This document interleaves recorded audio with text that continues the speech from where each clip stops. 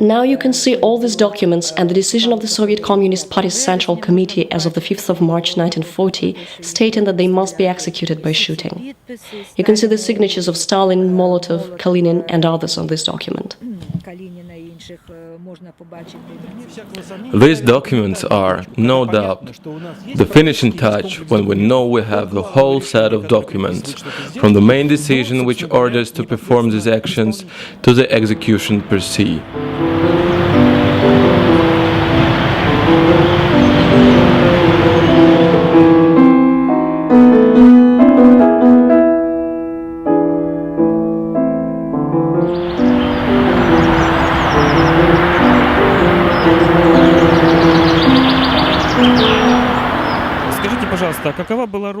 What role did the subsequent leaders of the Soviet Union play in hiding this crime?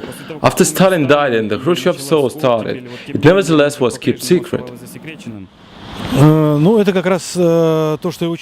It is easy to explain why it was so. As the Soviet Union in its propaganda efforts attributed this to Germans, every subsequent leader after Stalin was afraid to make the truth public. Allegedly, Khrushchev made a timid attempt. Some memoir sources say that Khrushchev intended to solve this problem at one stroke. Okay, we'll say it was Stalin. So what? We are denouncing Stalin anyway. Poles will understand. But then Gomulka was said to have opposed this, saying that it would be such a blow that it might affect the feelings of Poles, not only regarding the Soviet Union, but also regarding socialism, etc. And the following leaders, after Khrushchev, were afraid to say anything new on the subject. They stuck to the same old version. Moreover, each of them knew what was stored in the closed package number 1. They studied those materials, but then closed the package again and left it like that until, as it were, better times. They kind of put the truth on ice until better times. And the only opportunity to study this package occurred only at the time when the communist regime collapsed, when the democratic order started to prevail in Russia. It hasn't prevailed completely, as we see what struggles still continue around the Katyn case, and how hard it is to drag out this truth from the current seemingly democratic Russian state. Nevertheless, it was in 1992 that those documents were published, and they, in my opinion, were a finishing touch in our understanding of how, who, by, and when it was done. And actually the decision in 1992 was made on the highest level, on the level of Yeltsin, Yakovlev, Burbulis, Poltoranin, Pikhoya, what to do with this truth discovered in the archive. In the spring of 1992 we requested those documents, but then our request was still denied. We, I mean I and my colleagues from the memorial, Nikita Akhotin and Arseny Raginsky, by then had already found out the date when this resolution should have been passed, the 5th of March. We found it out from indirect references in the archives of the former KGB. We immediately went to the Kremlin.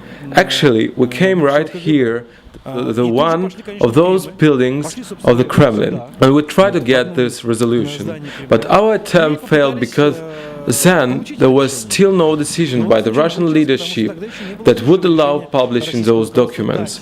So we were told, no, we don't have it.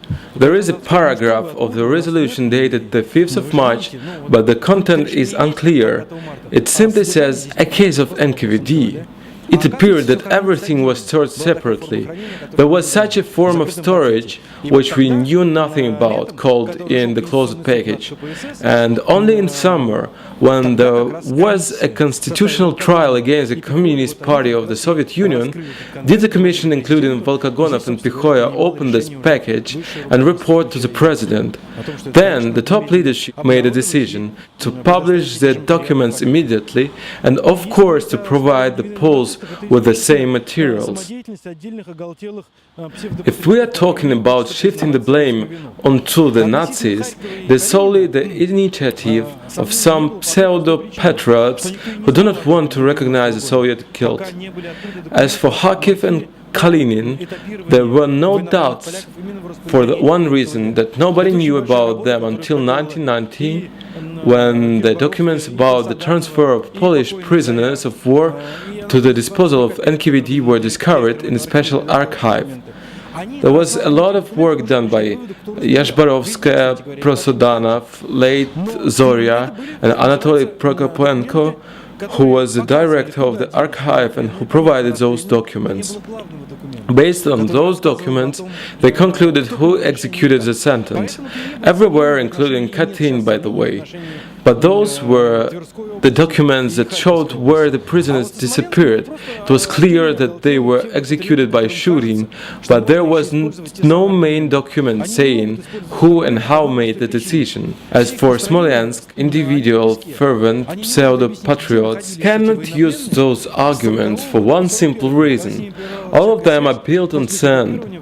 They cannot explain where the prisoners were between 1940 and 1941, when there was no connection with them after their transfer to the disposal of NKVD. It is clear that they were not alive because not a single message came from them to their homeland.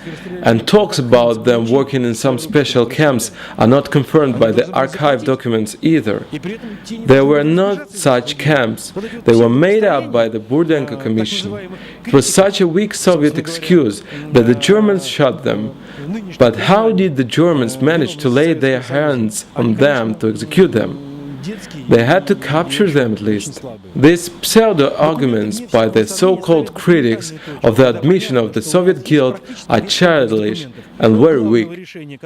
There's the list of 125 executors who were awarded in October 1940 the offices of NKVD in Smolensk, Kharkiv and Kalinin regions. But people who do not want to believe will not take these final arguments into account. They will simply continue saying the same thing again and again. And there is one thing which hasn't been ultimately decided yet. Yes, everything is confirmed by the documents, but we need the legal confirmation of the guilt. That means we need the public prosecutor's office decision that would close the case because of the death of guilty persons.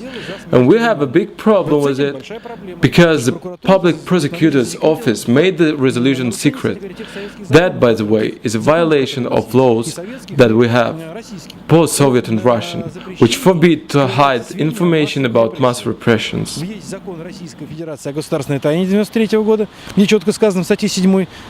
There is a law of the Russian Federation of 1993 which clearly states in paragraph 7 materials regarding human rights violations and about crime against justice must not be kept secret.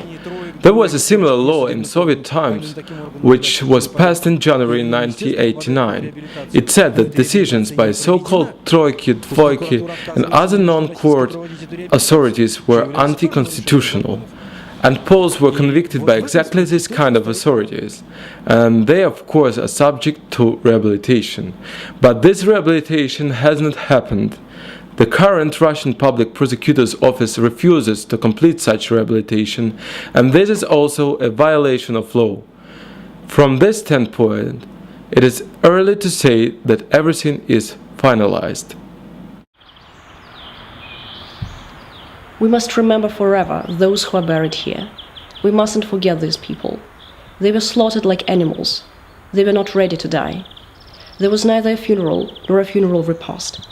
Their names were smeared for 50 years. They were said to have been traitors, who ran towards the Soviet border, who didn't want to fight the Germans. This is a downright lie.